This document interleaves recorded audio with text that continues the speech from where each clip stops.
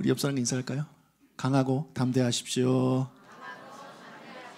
네. 자, 오늘 우리에게 주신 말씀은 여호수아 2장 1절부터 24절 말씀입니다. 제목 같이 읽겠습니다. 생명을 살리는 선택. 이 제목으로 말씀 전하겠습니다. 하나님께서 새롭게 이스라엘 공동체의 지도자가 된 여호수아에게 하나님께서 내가 너와 함께 할 것이다. 너를 절대 버리거나 떠나지 않는다. 강하고 담대하라. 이렇게 말씀을 해 주셨고, 또 백성들도 우리가 모세에게 한 듯이 당신에게도 그렇게 하겠습니다. 힘을 내십시오. 이런 전폭적인 지지를 여호수아가 받게 됩니다. 여호수아가 이제 요단강을 건너기 위하여 준비를 하는데, 그 첫 번째 준비가 무엇이냐면 여리고로 정탐꾼을 보내는 것입니다. 1절을 같이 읽겠습니다. 눈의 아들 여호수아가 시딤에서 두 사람을 정탐꾼으로 보내며 이르되 가서 그 땅과 여리고를 엿보라 하매 그들이 가서 라합이라 하는 기생의 집에 들어가 거기서 유숙하더니, 전쟁에서 적을 아는 것은 너무나도 중요하고 기본 중에 기본이죠. 그죠? 지피지기면 백전백승이잖아요. 자, 그래서 적을 알아보기 위해서 정탐꾼을 보내는데 여리고로 보낸 이유는 무엇이냐? 여리고가 가나안 땅으로 들어가는 가장 중요한 길목에 있고 관문이기 때문에 그렇습니다. 여러분, 여리고는요, 요단강 건너면 바로 있는 도시인데, 이 여리고는 세상에서 가장 오래된 도시들 중에 하나입니다. 역사가 아주 깊어요. 그리고 세상에서 전쟁이 가장 많았던 도시 중에 하나 역시 여리고입니다. 왜 그렇게 전쟁이 많았겠습니까? 그만큼 중요한 요충지이기 때문에 그렇죠. 그래서 가나안 땅을 정복하려고 했던 모든 사람들은, 나라들은 다 그 여리고를 계속 공격했습니다. 자, 하나 더 말씀드리자면 여리고는요, 세상에서 가장 낮은 곳에 위치한 도시입니다. 해수면보다 무려 258m가 낮아요. 엄청 낮은 곳이에요. 여러분, 나중에 꼭 한번 가보시기를 축복합니다. 자, 이스라엘의 정탐꾼들이 요단강을 건너서 이제 이 여리고로 들어갔는데, 여리고로 들어가서 간 곳이 바로 기생의 집이었습니다. 자, 정탐꾼들이 왜 정탐은 안 하고 기생의 집에 들어가냐? 술 먹으러 간 거냐라고 생각할 수 있겠지만 그것이 아니라, 당시에 그 기생의 집은요, 일종의 뭐 술집이기도 하고 그리고 여관이기도 합니다. 그래서 술집이나 여관은 불특정 다수가 드나드는 곳이잖아요. 특히 외부인들이 가장 많이 가는 곳이 이제 숙박업소 아닙니까? 그러다 보니까 현지인들의 그런 의심을 최소화하기 위해서 결정한 것이 바로 이 기생의 집이었던 거죠. 그리고 그 기생의 집이 위치가 어디였냐면 여리고 성벽 위에 있었습니다. 성벽 위에 있기 때문에 여리고가 잘 보이는 거죠. 그래서 정탐을 하기 아주 좋은 위치였어요. 그래서 이런 이유로 그들이 다른 곳이 아닌 기생의 집으로 가게 된 것입니다. 그런데 여러분, 정탐꾼들이 기생의 집을 갈 때 네이버 검색해서 갔겠습니까? 구글 지도 찾아가지고 여리고에서 정탐하기 가장 좋은 곳, 술집, 여관, 뭐 이런 거 검색을 했을까요? 여러분, 그리고 그 당시 되게 오래전 얘기잖아요. 간판이 없어요, 간판이. 그럼 어떻게 기생의 집인 줄 알고 갔을까요?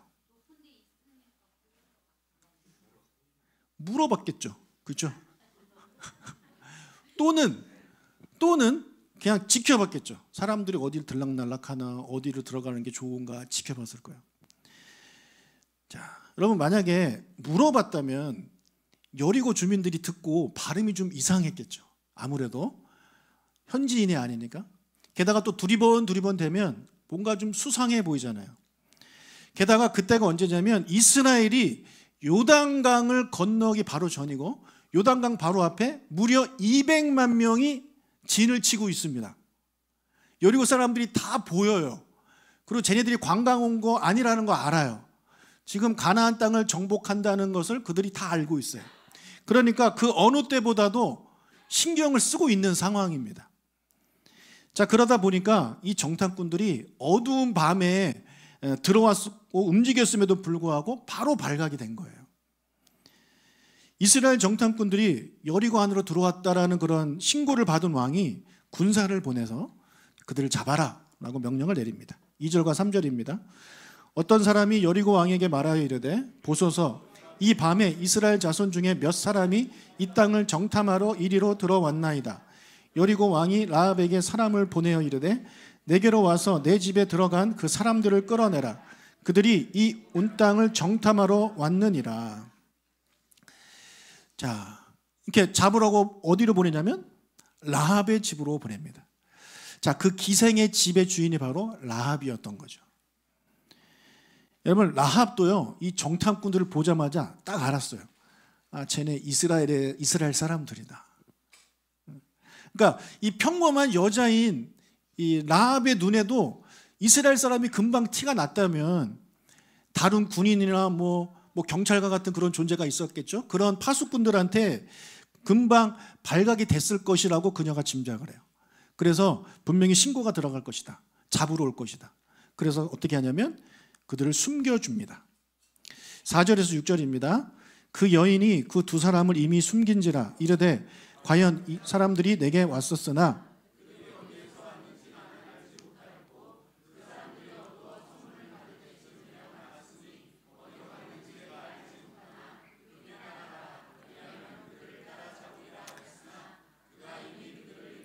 지붕에 올라가서 그 지붕에 버려놓은 3대에 숨겼더라. 여러분, 라합이 지금 거짓말을 하고 있죠. 누군지도 모른다고 하는데 알고 있어요. 알고 숨겨준 거예요. 그리고 이미 떠났다고 하는데 떠나지 않았어요. 자기 집에 있단 말이에요. 거짓말을 계속하고 있는 겁니다.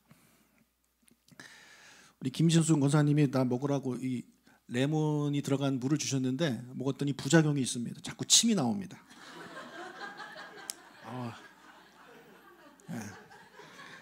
제가 자꾸 침을 삼켜도 이해를 바랍니다. 자, 이 사람이 지금 이 정탐꾼들을 살리기 위해서 거짓말을 한 거잖아요. 여러분 어떻게 생각하십니까? 그 그녀의 행동이 과연 옳은 행동이냐? 하나님이 이 사람의 행동을 어떻게 보실까? 여러분, 성경에서 하나님은 거짓말하지 말라고 분명히 여러 번 말씀하셨어요. 출애굽기 20장 16절 내 이웃에 대하여 거짓 증거하지 마라. 레위기 19장 11절 너희는 도둑질하지 말며 속이지 말며 서로 거짓말하지 말며. 네, 분명히 거짓말하지 말라고 성경에 여러 번 이야기를 하고 있어요. 그렇다면 지금 라합은 이 말씀을 어긴 거죠. 거짓말하지 말라는 그 율법을 어긴 겁니다. 자, 그러나 사람을 살리기 위해 한 거짓말이잖아요. 자, 이것에 대해서 하나님이 어떻게 생각을 하실까? 여러분은 어떻게 생각하십니까? 아무리 사람을 살리는 그런 거짓말이라 할지라도 절대 거짓말을 하면 안 된다라고 혹시 생각을 하십니까? 성경이 그녀의 행동을 어떻게 평가하고 있는지 한번 보도록 하겠습니다. 히브리서 11장 31절입니다. 믿음으로 기생 라합은 정탐꾼을 평안히 영접하였으므로 함께 멸망하지 아니하였도다. 자, 믿음으로 라합이 정탐꾼들을 평안히 영접하였다 이렇게 표현을 하고 있고, 또 야고보서 2장 25절 또 이와 같이 기생 라합이 사자들을 접대하여 다른 길로 나가게 할 때에 행함으로 의롭다 하심을 받은 것이 아니냐. 자, 이 두 구절을 우리가 보았을 때 성경이 그녀가 거짓말을 했기 때문에 잘못했다, 죄를 지었다라고 이렇게 꾸짖는 것으로 보이지 않습니다. 그렇죠? 오히려 이 야고보는 그녀의 행동이 의롭다라고까지 이야기를 하고 있습니다. 자, 출애굽기 1장에 보면 히브리 민족이 애굽의 종으로 살고 있는데 그 수가 계속 늘어나니까 이것이 두려웠던 애굽 왕이 히브리 산파들한테 명령을 내립니다. 남자가 태어나면 죽여라. 자, 그런데 이 히브리 산파들은 하나님을 두려워하는 사람들이었기 때문에 그 말씀을 순종하지 않아요. 어겨요. 살려줍니다. 그리고 바로 왕한테 이렇게 말합니다. 히브리 여인들은 애굽 여자들이랑 달라서 우리가 도착하기도 전에 이미 아이를 낳았습니다. 그래서 우리가 죽일 수 없었습니다라고 대답을 해요. 거짓말이죠. 거짓말입니다. 자, 이렇게 거짓말을 하는 여인들을 하나님께서 어떻게 생각하실까요? 출애굽기 1장 20절에서 21절입니다. 하나님이 그 산파들에게 은혜를 베푸시니 그 백성은 번성하고 매우 강해지니라. 그 산파들은 하나님을 경외하였으므로 하나님이 그들의 집안을 흥왕하게 하신지라. 자, 하나님이 거짓말을 한 그녀들을 벌을 내리셨다가 아니라 은혜를 베푸셨대요. 은혜를 베푸시. 어떤 은혜? 하나님이 그들의 집안을 흥왕하게 해주셨다라고 이렇게 성경은 이야기를 합니다. 자, 그래서 이 라합의 경우도 그렇고 히브리 산파의 경우도 그렇고 하나님의 백성을 살리는 이 거짓말은 율법을 어기는 것이 아니라 오히려 하나님이 기뻐하시는 행동이 아닌가라는 생각을 우리가 갖게 되는 거죠. 여러분, 하나님이 율법을 주신 이유가 무엇입니까? 사람을 위해서입니다. 이웃을 위해서예요. 그래서 율법의 기본 정신은요, 바로 사랑이에요. 사랑. 사람을 살리는 것이 율법 정신의 기본입니다. 핵심입니다. 사람을 살리라고. 사람을 위해서 율법을 주신 거예요. 하지만 율법주의에 빠지면 이 율법의 정신은 싹 사라지고 형식만 남습니다. 형식만 남는 거예요. 자, 예수님이 안식일에 사람을 살리셨어요. 선을 행하셨단 말이에요. 자, 그것을 가지고 율법주의자들이 뭐라 그러냐면 범죄했다, 율법을 어겼다 이야기를 해요. 왜냐하면 하나님이 안식일을 거룩하게 지키라고 했잖아요. 일하지 말라고 했거든요. 근데 예수님은 선한 일을 했어요. 사람을 살리는 일을 하고 구하는 일을 했단 말이에요. 그러니까 너는 율법을 어겼다, 이렇게 이야기를 합니다. 근데 여러분, 예수님은요 안식일에도 사람을 살리는 일을 멈추지 않습니다. 계속합니다. 율법주의자들이 보기에는 계속 율법을 어기는 거예요. 여러분, 말씀이신 예수님이 율법을 어기는 건 상상할 수 없는 겁니다. 그러니까 예수님의 그런 행동을 보면 율법은 안식일을 지키라고 하지만 예수님은 이 사람을 살리는 일을 하기 때문에 안식일을 지키지 못했지만 그것을 가지고 율법을 어겼다라고 말할 수 없구나. 오히려 율법의 정신인 사랑을 실천하는 그런 삶을 살았구나. 우리가 이제 그걸 알게 되는 거죠. 거짓말도 마찬가지라고 저는 생각합니다. 여러분, 거짓말을 하면 무조건 죄다. 무조건 거짓말을 하면 안 된다. 우리 기독교에는 어떤 상황에서도 거짓말을 하면 안 된다라고 말을 하는 것은 혹시 율법주의가 아닐까라는 생각을 좀 해봅니다. 사람들이 왜 거짓말을 할까요? 여러분, 왜 거짓말을 하셨나요? 여러분, 사람들이 거짓말을 하는 대부분의 이유, 99.99%는 나를 위해서입니다. 나를 위해서 거짓말을 하는 거예요. 내가 난처하니까 어떤 위기로부터 벗어나기 위해서, 혼나지 않기 위해서 계속 핑계대면서 이런저런 거짓말을 하는 거죠. 여러분, 내가 나를 살리기 위해서 거짓말을 하면 나의 거짓말 때문에 피해보는 사람이 생길 수가 있어요. 그건 하나님이 절대 원하시는 게 아니라 절대 기뻐하시지 않아요. 그런 거짓말은 여러분 절대 해서는 안 돼요. 그러나 이 라합의 경우처럼, 히브리 산파들의 경우처럼 내가 사실을 말하면 그 사람들이 다 죽게 되는 그런 경우라면 그들을 살리기 위해 이제 거짓말을 하는 것에 대해서는 하나님께서 너 그건 잘못됐다, 죄를 진 거라고 말하지 않는다라는 것이죠. 여러분, 만약에 여러분이 사실을 말할 경우 하나님의 백성 중에 누군가가 죽게 된다면 여러분 과감하게 거짓말을 하십시오. 사람을 살리는 선택을 하십시오. 그런데 지금 21세기를 살아가고 이 대한민국 안에서 살아가는 우리의 경우 이런 경우는 거의 없습니다. 내가 사실을 말한다고 누군가가 죽지 않아요.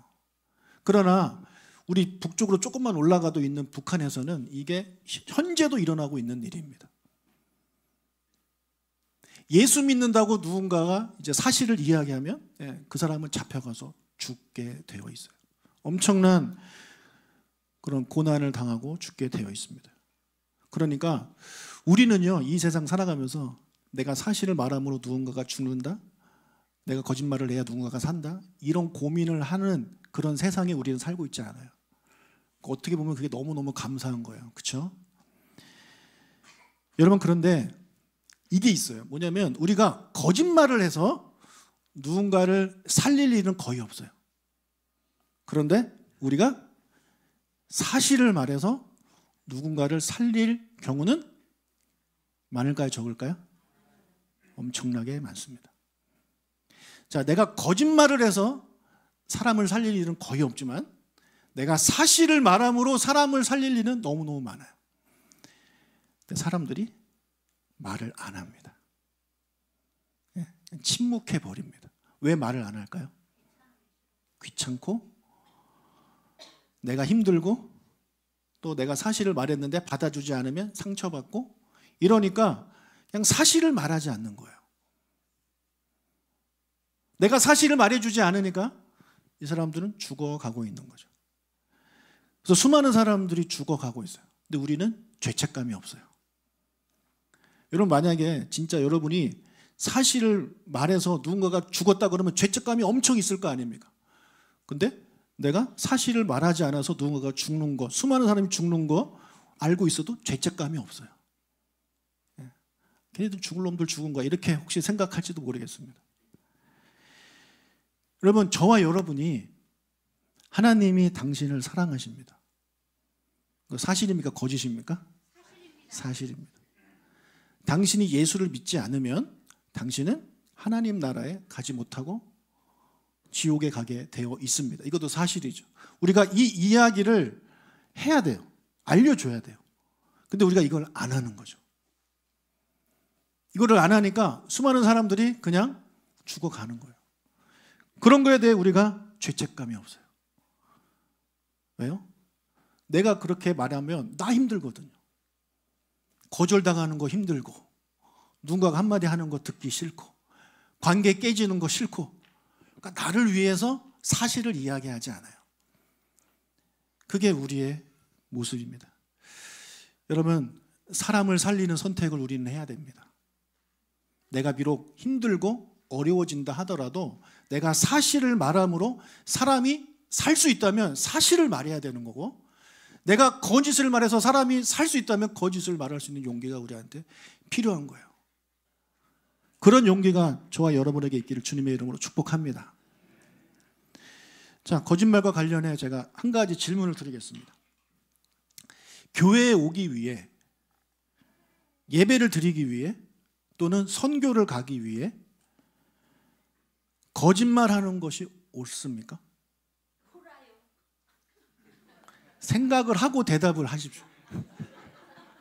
좀 물어보면 바로 대답하지 말고 한 3초 정도 생각을 하고 그리고 얘기를 하면 좋을 것 같아요. 그래야 딴 사람들도 생각하니까. 자, 3초. 오케이? 1, 2, 3. 그리고 얘기하면 돼요. 여러분, 내가 교회 간다고 만약에 얘기를 하면 분명히 못 가게 할 거예요. 그러니까 거짓말을 하는 거죠. 나 다른 일 어디 뭐 친구 만나러 갑니다. 뭐 운동하러 갑니다. 이런 식으로 거짓말을 하고 교회에 오고 거짓말을 하고 선교에 간다면 하나님이 아우 잘했다. 그래. 거짓말을 해서라도 와야지. 라고 하실까요? 3초 있다가 이야기해요. 3초 있다가. 여러분, 그런 거짓말은 옳지 않습니다. 절대 해서는 안 됩니다. 절대 해서는 안 돼요. 제 친구가 영어학원을 합니다. 선생님도 교회를 다녀요. 근데 교회 가기 위해서 거짓말을 했어요. 일이 있다고. 그것도 직장에 가야 되는 그 시간에, 출근해야 되는 그 시간에 거짓말을 하고 교회를 간 거예요. 근데 그게 나중에 발각이 됐어요. 그래서 조사에 들어갔습니다. 왜 그랬냐? 그랬더니 놀라운 답이 들어왔습니다. 목사님이 그렇게 하라고 시켰대요. 자, 우리 교회가 그 교회 말하는 거예요. 우리 교회가 이번 주 보통 새벽 뭐 특세 이런 거 많이 하지 않는데 그 교회는 이제 뭐 이렇게 낮에 했나 봐요. 아침에. 우리 그런 기도를 하니까 여러분 다 나와야 됩니다. 저 직장 가야 되는데요. 거짓말하고 오세요. 뭐 일이 있다 이렇게 하고 오세요. 지금 기도해야지. 지금 직장 다닐 때입니까? 은혜를 받아가지고 가서 거짓말을 한 거예요. 그럼 어떻게 생각하십니까? 네. 여러분 우리가 그런 일을 겪으면 사람도 너무너무 기분 나쁜 거예요. 그래서 제 친구가 너무 화가 났어요. 너무너무 화가 났어요. 여러분 교회에 오기 위해서 직장이나 집에 거짓말하지 않기를 부탁드립니다. 그건 옳은 게 아닙니다. 사실대로 말하면 부모님이 못 가게 할 수도 있어요. 또 사실대로 말하면 배우자가 못 가게 할 수도 있어요. 어떤 국가에서는요 죽임을 당할 수도 있어요. 그럼 목사님 사실을 말해서 못 가는 것보다 거짓을 말해서 가는 게 더 좋은 거 아닙니까? 더 지혜로운 거 아닙니까? 목사님 이렇게 유도리가 없습니까? 라고 혹시 생각할지 모르시겠지만 그렇지 않아요. 여러분 성경을 읽기 위해 촛불을 훔치는 것은 죄입니다. 선을 행하기 위해 죄를 짓는 건 분명히 잘못된 것입니다. 여러분이 왜 사실대로 이야기 안 하고 거짓말하고 교회에 오고 거짓말하고 선교를 갑니까? 여러분을 위해서잖아요. 여러분을 위해서잖아요. 여러분을 위한 거짓말은 절대 안 돼요. 여러분을 위해서입니까? 사실을 말해야 돼요. 예수님이 이렇게 말씀하셨죠. 마태복음 5장 10절에서 12절 의를 위하여 박해를 받은 자는 복이 있나니 천국이 그들의 것임이라. 나로 말미암아 너희를 욕하고 박해하고 거짓으로 너희를 거슬러 모든 악한 말을 할 때에는 너희에게 복이 있나니 기뻐하고 즐거워하라. 하늘에서 너희의 상이 큼이라. 너희 전에 있던 선지자들도 이같이 박해하였느니라. 자, 의를 위하여 박해를 받는 것. 예수를 믿는다는 이유로 박해를 받는 것. 내가 예수 믿는 사실을 드러내지 않으면 박해받을 일이 없어요. 그런데 나는 예수 믿는 사람이에요. 나는 그리스도인이에요. 나는 그래서 제사를 드리지 않겠어요. 나는 그래서 주일날 일할 수 없어요. 라고 말할 때 우리는 박해를 받아요. 그런 박해를 받는 것을 예수님이 뭐라 그러냐면 복이라고 이야기를 합니다. 그러니 너희들 기뻐하고 즐거워하라고 이야기를 하고 있어요. 근데 우리는 이게 무서워서 거짓말을 하는 거죠. 사실을 말해서 박해를 받고 기뻐해야 되는 게 맞는데 박해를 받는 게 무서우니까 거짓말을 하고 그거를 지혜롭다고 포장을 하고 있는 겁니다. 옆에서도 아유 잘했어요. 그렇게라도 와야죠.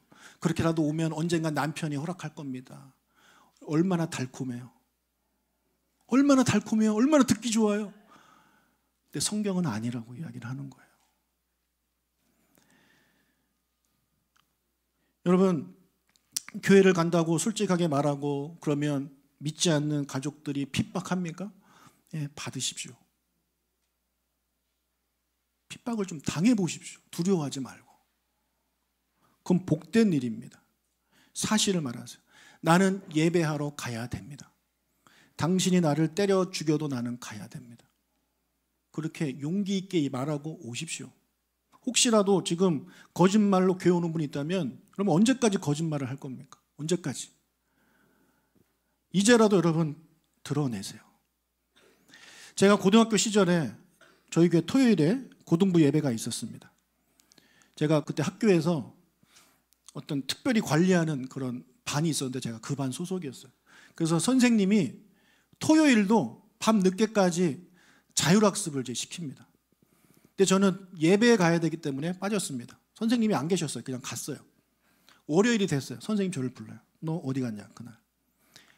여러분 거짓말 할 수 있잖아요. 엄마가 데리러 왔어요. 뭐 누가 돌아가셨어요. 뭐 아파서 갔어요. 저는 솔직하게 얘기했어요. 저는 예배 드리러 갔습니다. 그래? 엎드려. 퍽. 네. 맞고 나서 제가 울었어요. 아파서 온 게 아니에요. 서러워서 온 게 아니에요. 기뻐서 울었어요. 나에게 이런 용기가 있구나. 예수 믿는다고 당당하게 말할 수 있는 용기가 나한테 있구나. 여러분 그때 제가 고1인가 그랬어요. 네. 고1인가 고2인가. 그래서 내 자신이 뿌듯한 거예요. 그리고 예수님의 고난에 내가 좀 동참한 것 같고 사도 바울의 고난에 내가 좀 동참한 것 같아요. 얼마든지 거짓말해서 넘어갈 수 있었지만 거짓말하지 않았어요. 그럼 그 다음에 또 거짓말해야 돼요. 그렇게 한번 맞으니까 선생님이 이제 저를 터치를 안 해요. 마음껏 토요일 날 교회 갔습니다. 제가 훈련소 나와서 첫 자대 배치 받은 날 일과 끝나고 이제 다 같이 우리 내부면 청소를 하는데 담배 피는 시간이 있었어요. 최고참이 저한테 이제 담배 너도 펴? 거짓말할 수 있잖아요. 아 저는 뭐 폐가 안 좋아서요. 뭐 전 얘기했어요. 저는 그리스도인이라 안 핍니다. 그래 엎드려. 근데 다행히도 그분은 저를 때리지 않았어요. 왜냐하면 그분이 교회 다니는 분이었어요. 그래서 나를 시험한 거야. 그래서 내가 잘 보였어. 그래서 그분이 나를 부사수로 삼았어요. 얼마나 잘해줬는지 몰라요. 제가 거기서 알겠습니다 했으면 아이고 저거 이름은 요한인데 하는 짓은 아이고 그럼 저는 이름부터가 기독교인이에요. 절대 거짓말할 수 없어요. 여러분 회사에서 술 먹으라고 할 때 뭐 건강이 안 좋아서 뭐 보약을 먹어서 이런 구질구질한 거짓말 하지 마세요. 저는 기독교인입니다. 제가 술 먹는 거 하나님이 기뻐하지 않습니다. 그래서 저는 먹지 않겠습니다. 그럼 멋있잖아요. 이게 낭만 있는 그리스도인 아닙니까? 김 과장 이번 주일에 나랑 골프 치러 가지. 아 저는 교회 가야 됩니다. 전 찬양팀입니다. 내가 가서 하나님을 찬양해야 됩니다. 그래? 아 그럼 뭐 진급이 좀 어려울 텐데 괜찮습니다. 네. 뭐가 두렵습니까? 그렇게 드러내세요. 자신 있게. 그런 거에 거짓말 하지 마시라고요. 사실을 말하면 어려움이 올 수 있어요. 순간 당장은 힘들고 어려울 수 있어요. 그러나 힘들고 어려우면 우리가 어떻게 되냐면 기도하게 되어 있어요. 하나님 저 교회 가고 싶어요. 하나님 저 선교 가고 싶어요. 그리고 기도 부탁하세요. 이런 상황이라 내가 지금 교회 못 가고 막 감금되어 있습니다. 그럴 일이 없어요. 누가 감금해요, 여러분? 여러분 나오면 얼마든지 나올 수 있는데 그게 무서워서 한 소리 듣는 게 무서워서 못 오고 거짓말하는 거 아닙니까? 우리도 기도할 거예요. 그래서 기도해서 하나님께서 어떻게 역사하시고 어떻게 이 상황을 역전시키는지 여러분들이 경험을 해야지 거짓말하면 절대 그거 경험 못해요. 언제까지 거짓말하고 여러분의 정체를 속이면서 살아갈 겁니까? 드러내세요. 담대하게. 자, 라합이 정탐꾼을 살려주었는데 왜 살려줬을까요? 2장 12절과 13절을 읽겠습니다. 그러므로 이제 청하노니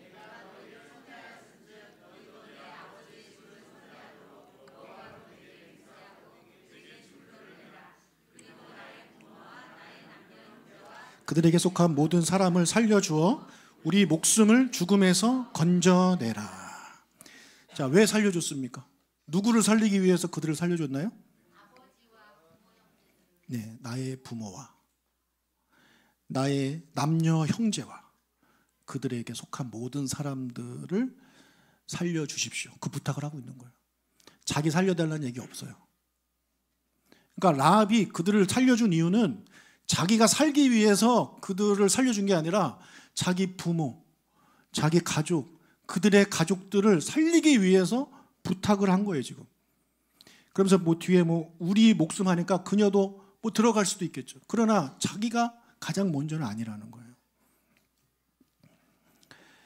자, 자신의 가족을 살려달라는 그녀의 요구에 정탐꾼들이 알겠습니다, 약속을 해요.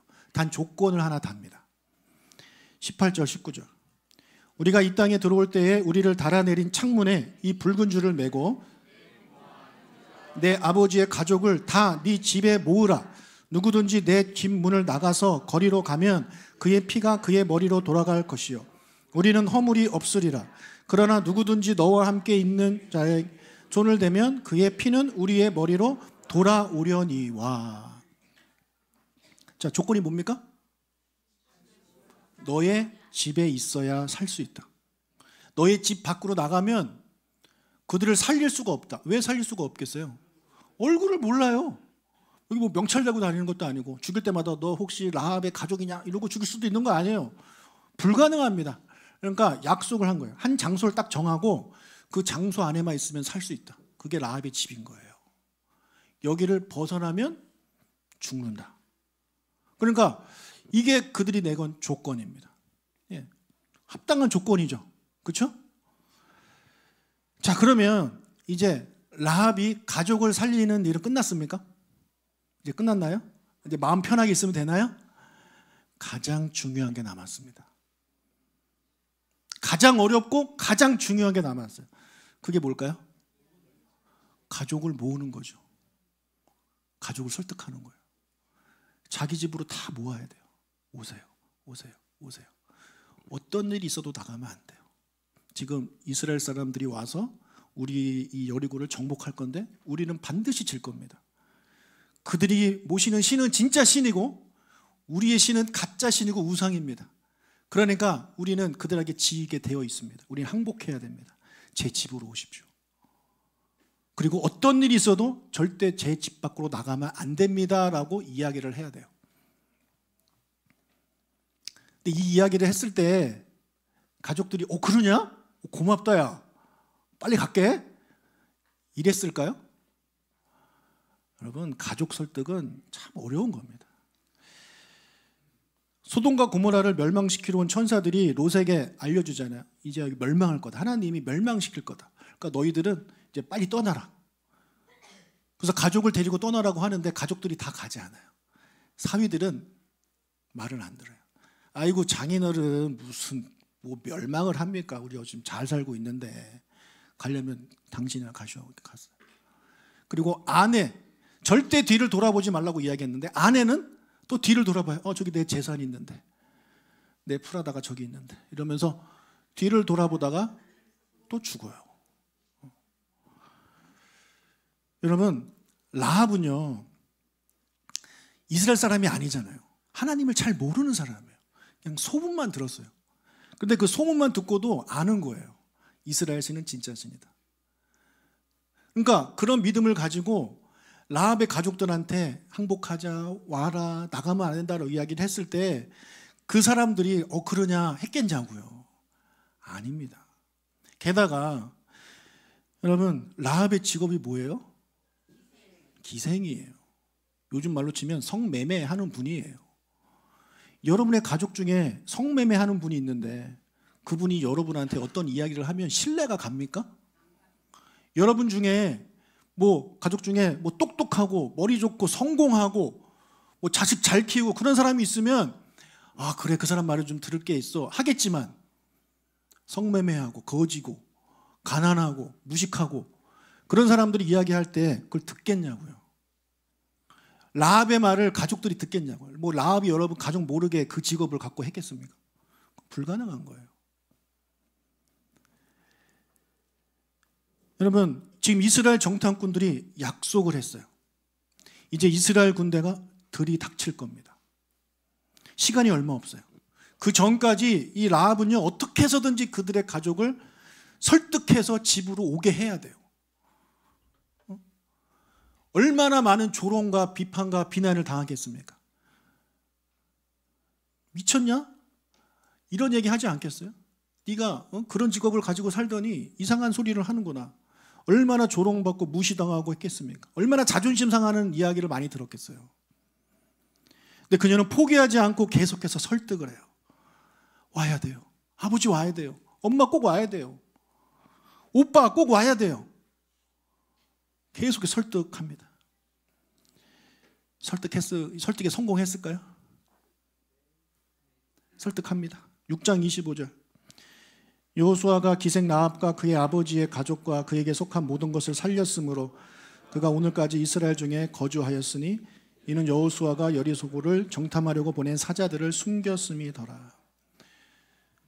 여러분 생각을 해보세요. 지금 라합의 집이 어디 있다고요? 성벽 위에 있죠. 우리는 알잖아요. 성벽이 무너집니까? 안 무너집니까? 무너져요? 안 무너져요? 무너져요.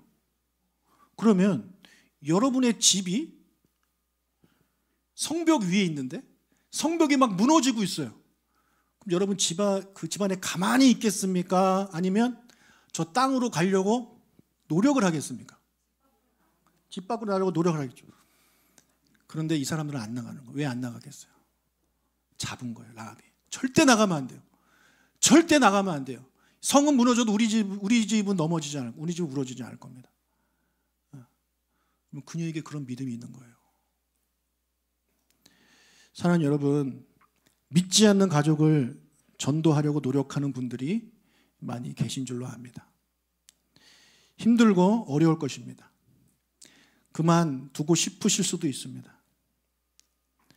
어쩌면 이미 포기하는 분들이 계실지도 모르겠습니다. 혹시 그렇다면 여러분 힘을 내십시오. 여러분 라합이 했다면 여러분도 할 수 있습니다. 포기하지 말고 기도하면서 여러분이 사랑하는 분들한테 이야기를 해주세요. 한 번 얘기한다고 듣겠습니까? 안 들어요. 그게 당연한 거예요. 그게 당연한 거예요. 그러나 우리가 그게 당연하다고 생각하지 않고 왜 내 말을 안 듣지? 그리고 사실을 말해주지 않는다면 여러분 그들은 계속해서 멸망의 길로 가게 될 것입니다. 아버지, 지금 아버지는 멸망의 길로 가고 있습니다. 그런 아버지를 구하기 위해 예수님이 오셨습니다. 그분이 건네는 구조의 그 손을 잡으셔야 됩니다. 그리고 구조선에 올라타셔야 합니다. 그렇게 하지 않으면 아버지는 천국에 갈 수 없습니다. 라고 이야기를 해줘야 합니다. 여보, 이 세상이 전부가 아니에요. 돈이 전부가 아니에요. 성공이 전부가 아니에요. 난 당신이 예수님을 믿어 참된 행복을 누리고 나와 함께 온 가족과 함께 저 하늘에서 영원히 행복하게 살았으면 좋겠어요. 그렇게 이야기를 우리가 해야 된다는 거죠. 딸아, 엄마가 너한테 원하는 것은 너가 공부를 잘하는 것도 아니고 좋은 회사에 취직하는 것도 아니고 좋은 신랑 만나 결혼하는 것도 아니다. 엄마는 우리 딸을 너무나도 사랑하시는 예수님을 만나서 그분 안에서 행복을 누리면서 영원한 생명을 얻는 게 엄마가 가장 원하는 것이다라고 여러분이 이야기를 해 주셔야죠. 왜 자꾸 거짓말을 합니까? 너 공부 잘하면 행복할 거야. 너 성공하면 행복할 거야. 너 좋은 대학 가면 행복할 거야. 너 돈 많이 벌면 행복할 거야. 여러분 세상에 그런 거짓말을 왜 아이들한테 해주십니까? 거짓말이에요. 거짓말이에요. 자꾸 거짓말하지 마시고 사실을 이야기해 주세요. 사실을. 예수 안에 있어야, 예수의 손을 잡아야 진짜 진정한 행복을 우리가 얻게 될 것이다 라고 여러분이 반드시 이야기를 해 주셔야 합니다. 욕을 먹을 겁니다. 예, 때로는 맞을 수도 있어요. 관계가 깨질 수도 있어요. 하지만 두려워하지 마세요. 그게 여러분의 생명을 살리는 길이에요. 사람을 살리는데 한두 번 이야기하고 포기하겠습니까? 그랬다면 라합의 가족들은 아무도 구원받지 못했을 것입니다. 죽어가면서 후회하겠죠. 라합의 말을 들을 걸 하고. 여러분의 가족이 나중에 후회하면서 여러분의 말을 들을 걸 하면서 그렇게 죽어가기를 원하십니까? 아니죠. 내가 우리 아내의 말을 듣기를 잘했다. 내가 우리 엄마의 말을 듣기를 잘했다라고 그렇게 그런 얘기를 듣는 우리가 되어야 되지 않겠습니까? 여러분 개인적인 전도도 그렇고 토요 전도나 고우 선교나 상해 선교들 위해서도 여러분이 기도하시면서 동참하실 수 있기를 간절히 부탁을 드립니다. 처음부터 안 된다는 생각하지 마시고 한번 기도를 해보세요.